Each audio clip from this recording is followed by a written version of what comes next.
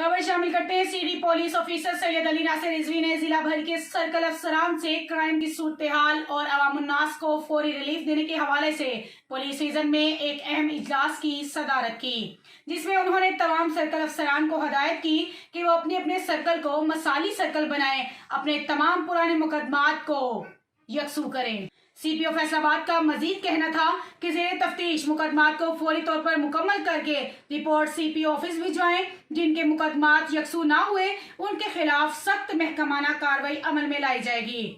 नए कवानीन के तहत मुकदमात के अंदाज को यकीनी बनाएं, एक कैटेगरी के इश्तिहारियों की गिरफ्तारी के अमल को तेज करें, नाकाजात और गश्त के निजाम को मौसर बनाएं, रोजाना की बुनियादों पर अपने अपने इलाके के थाना जात का विजिट करें और थाने में आने वाले साइलिन के मसाइल खुद सुने। आखिर में सीपीओ फैसलाबाद ने कहा कि जराइम पेशा अफराद के खिलाफ मुतहरिक रहें, फ्राइज में गफलत लापरवाही हरगिज बर्दाश्त नहीं की जाएगी।